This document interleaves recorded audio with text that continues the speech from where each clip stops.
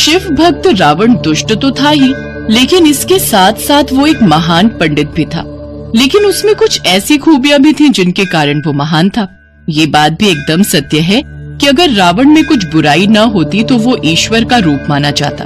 रावण का सबसे बड़ा दुश्मन उसका खुद का ही अहंकार था, जिसने उसका सर्वनाश किया था। ये बात सभी अच्छे से जानते हैं कि रावण लंका का राजा था जिसके 10 सिर थे, और इसी कारण लोग उसे दशानंद भी कहते थे। उनके पिता का नाम ऋषि विश्रवा और माता का नाम केकसी था। रावण बहुत ही पराक्रमी, शक्तिशाली, बलशाली, बुद्धिमान शिव भक्त था। साथ ही वो एक बहुत ही विद्वान पंडित और बहुत बड़ा ज्ञानी भी था। रावण के शासन काल में लंका का वैभव अपने चरम पर था। उसका पूरा महल सोने का बना हुआ था, जिस कारण लंका को सोने की नगरी और सोने का महल भी कहा जाता है।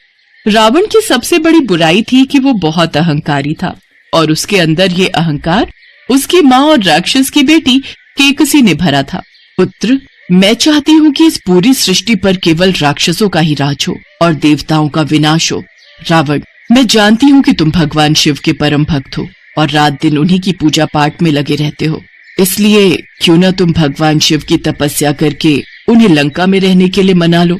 एक बार वो मान गए तो फिर संसार में किसी में इतनी हिम्मत नहीं होगी कि वो तुम्हें पराजित कर सके।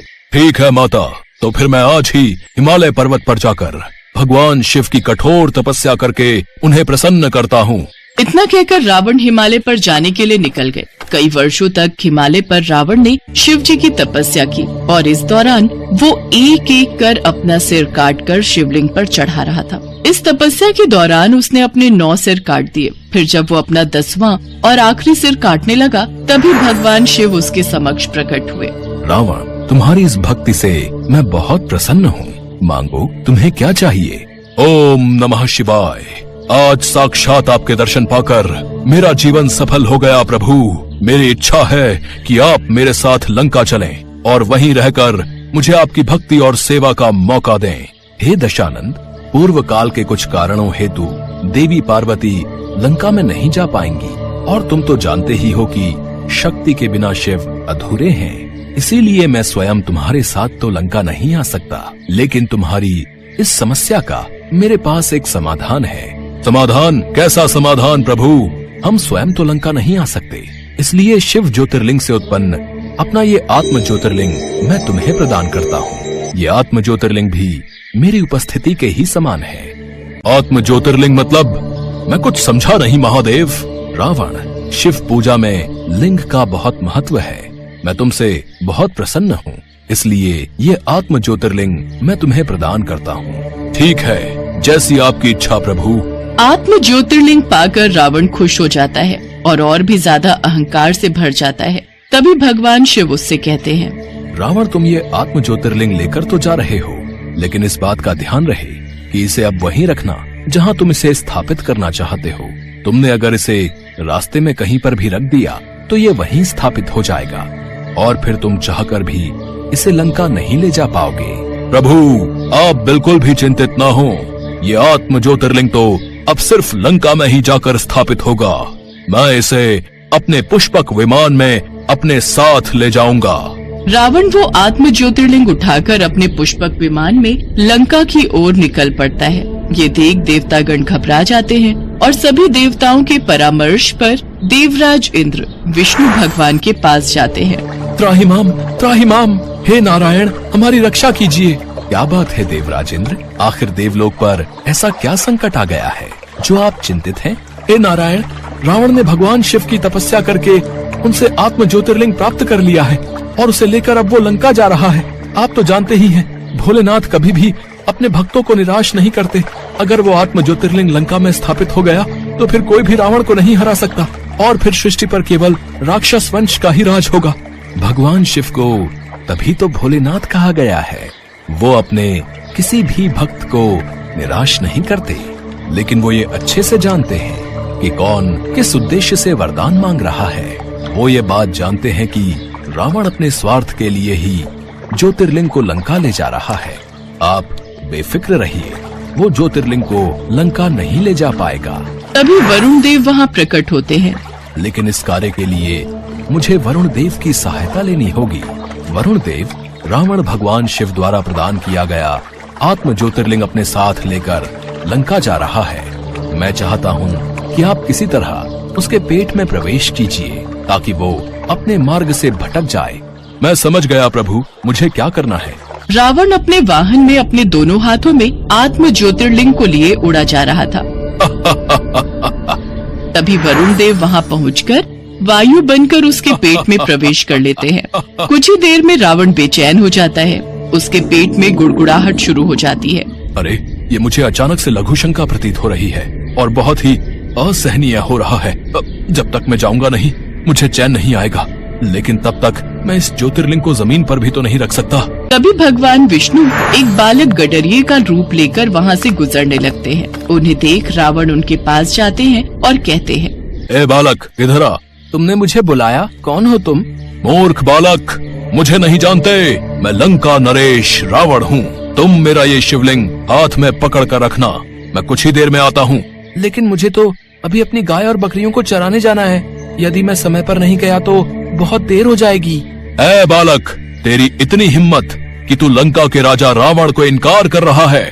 तुम शायद मेरे क्रोध को नहीं जानते, नहीं तो ऐसा कहने की चेष्टा नहीं करते। अच्छा ठीक है, लेकिन जल्दी आना। मैं ज्यादा देर तक इसे उठाकर नहीं रख सकता। हाँ, मैं जल्द ही आऊंगा, लेकिन याद रखना, कुछ भी हो जाए इसे बिल्कुल भी धरती पर मत रखना। रावण वो ज्योतिर्लिंग उस गडरिये के हाथ में देकर चला जाता है, लेकिन कुछ ही देर में धीरे धीरे उसका भार बढ़ता जाता है। अरे, ये ज्योतिर्लिंग का भार बढ़ता क्यों जा रहा है? मुझसे तो संभाला भी नहीं जा रहा। लंकेश पति जी, जल्दी आइए। अरे अरे, ये तो और भारी हो गया। अब इसका भार मैं नहीं झेल सकता। और आखिर में वो गडरिया उस आत्म ज्योतिर्लिंग को जमीन पर रखकर अंतर्ध्यान हो गया। अरे, वो गडरिया कहाँ गया? और ऊपर से वो नालायक इसे धरती पर रख गया। भगवान शिव ने इसे धरती पर रखने के लिए मना किया था। यह अवश्य ही देवताओं की चाल है, पर मेरी शक्ति को शायद वो नहीं जानते। मैं इस ज्योतिर्लिंग को अपने साथ उठाकर लेकर ही जाऊंगा। रावण उसे उठाने की बहुत कोशिश करता है, लेकिन वो आत्म ज्योतिर्लिंग उस जगह से हिल ही नहीं रहा था। काफी देर तक कोशिश करने के बाद आखिर में रावण बिना ज्योतिर्लिंग लिए ही वापस लंका लौट गया। अगर वो उस ज्योतिर्लिंग को लंका ले जाता तो वो अपने अहंकार से सारी सृष्टि को ही नष्ट कर देता।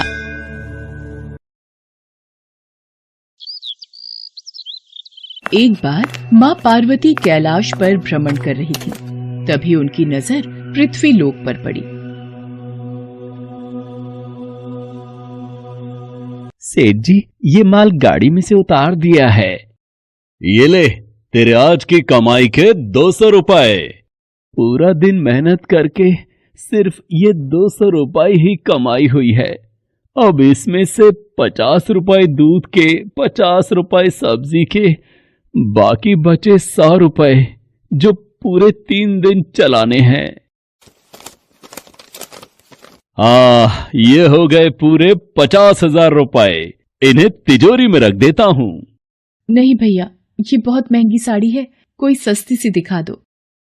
हाँ, ये 150 रुपए वाली ठीक है। भैया, ये तीनों साड़ी पैक कर दो। ये लो 5,000 रुपए। माँ पार्वती गरीब और अमीर दोनों को देख रही थी। आखिर जिसे जो चाहिए उसे मिलता नहीं, और जिसके पास पहले से हो उसे और मिल जाता है।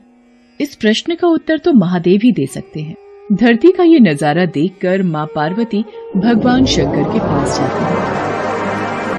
महादेव, मैंने देखा है कि धरती पर जो व्यक्ति पहले से ही गरीब और दुखी है उसे और ज्यादा दुख मिलता है, और जो सुख में है आप उसे दुख नहीं देते। ऐसा क्यों? भगवान, ये आपकी कौन सी लीला है? देवी पार्वती, इस बात का उत्तर जानने के लिए आपको हमारे साथ धरती पर चलकर वहां के प्राणियों का हाल चाल जानना होगा।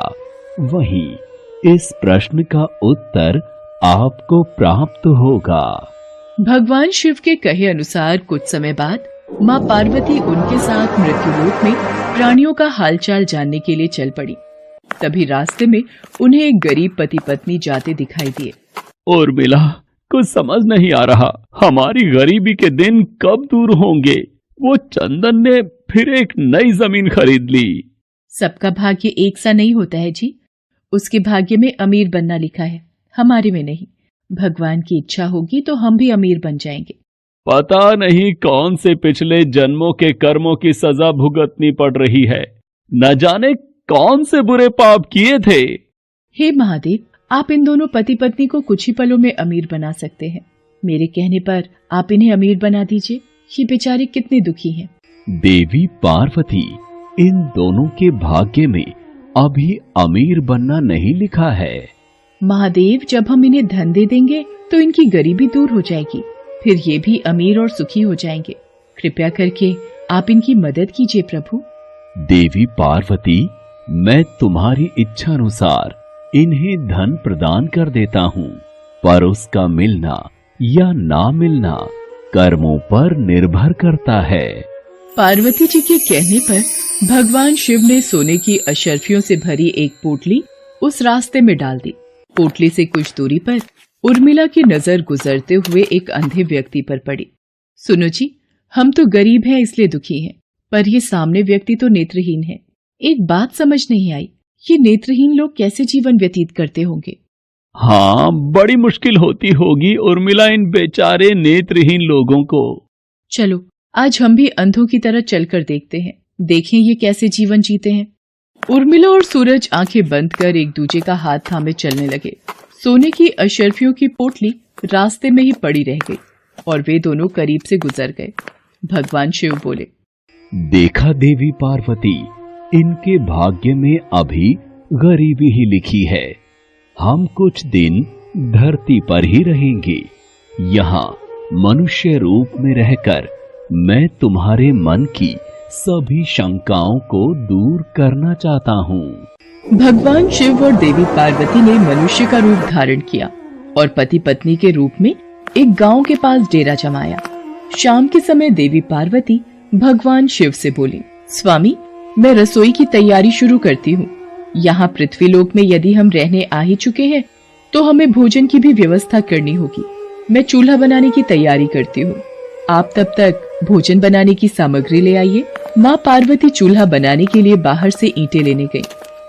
चूल्हा बनाने के लिए मुझे ईंटों की जरूरत है। ये एक जर्जर और टूटा मकान दिखाई दे रहा है। इसकी ईंटें मेरे काम आ जाएंगी, यही ले लेती हूँ। चूल्हा तो तैयार कर लिया, महादेव आते ही होंगे। अरे आप आ गए, ये देखिए मैंने चूल्हा तैयार कर लिया। पर आप खाली हाथ क्यों लौट आए स्वामी? भोजन कैसे बनेगा?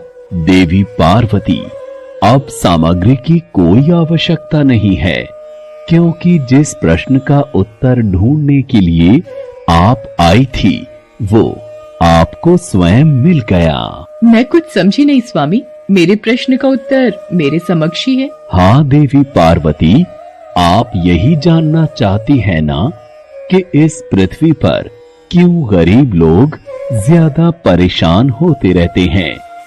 अच्छा ये बताइए, आप इस चूल्हे को बनाने के लिए ईंटें कहाँ से लेकर आई हो? प्रभु, इस गांव में बहुत से ऐसे घर भी हैं जिनका रखरखाव सही ढंग से नहीं हो रहा है। उन पुराने घरों की जर्जर हो चुकी दीवारों में से मैं ईंटें निकाल कर ले आई। इसका मतलब जो घर पहले से खराब थे आपने उन्हें और खराब कर दिया, जबकि आप मजबूत घरों की दीवारों से भी तो ईंटें ला सकती थी। प्रभु, जो घर अच्छे और सुंदर दिख रहे थे उस घर के लोगों ने अपने घरों का रखरखाव बहुत अच्छी तरह किया है। ऐसे में उन सुंदर घरों को बिगाड़ना मुझे उचित नहीं लगा। देवी पार्वती, कुछ दिन पहले पूछे आपके प्रश्न का उत्तर भी यही है। जिन लोगों ने अपने जीवन को अच्छे कर्मों से सुंदर बना रखा है उन्हें दुख कैसे हो सकता है? इस संसार में हर मनुष्य अपने कर्मों का ही फल पाता है। सबके पास सब कुछ नहीं होता। मनुष्य के पिछले जन्मों का कर्म उसे इस जन्म में भुगतना ही पड़ता है, और यदि वो अपने इस जन्म और आने वाले अन्य जन्मों को सुखी बनाना चाहता है तो हमें सदैव ही पुण्य कार्य करते रहना चाहिए, ताकि हमारे कर्म उसमें जुड़ते रहें। आपको ज्ञात है वो मार्ग में उस दिन एक नेत्रहीन व्यक्ति। हाँ स्वामी, मुझे ज्ञात है। वो देखिए देवी पार्वती, उसके पास धन दौलत ऐशो आराम की कोई कमी नहीं है, परंतु उसकी आंखों का इलाज नामुमकिन है। ये उसके पिछले जन्म के कर्मों से जुड़ा है। उसने पिछले जन्म में जानबूझकर किसी निर्दोष की आंखों की रोशनी छीन ली थी, इसलिए ये इस जन्म में नेत्रहीन हो गया। पर इसके कुछ पुण्य कार्यों की वजह से ये अमीर बना। और वो गरीब पति पत्नी स्वामी? देवी, वो दोनों पिछले जन्म में एक कंजूस अमीर सेठ सेठानी थे, जो कभी भी कोई दान पुण्य नहीं करते थे, इसलिए इस जन्म में उन्हें गरीबी और दुख मिला। पर इन दोनों के अच्छे कर्म इनका आगे का जीवन सुखी बना सकते हैं। इस पृथ्वी पर कोई भी मनुष्य पूरी तरह से सुखी नहीं है देवी। हर मनुष्य के पास कोई न कोई दुख और समस्या है। मुझे उत्तर मिल गया है स्वामी। इस पृथ्वी पर सुखपूर्वक जीवन यापन करने के लिए मनुष्य को अपने द्वारा अच्छे कर्म करने चाहिए, ताकि उसे उसके पिछले बुरे कर्मों का फल न भुगतना पड़े, और फिर अपने प्रश्नों का उत्तर पाकर देवी पार्वती भगवान शंकर के साथ अपने रूप में आकर कैलाश वापस लौट गईं।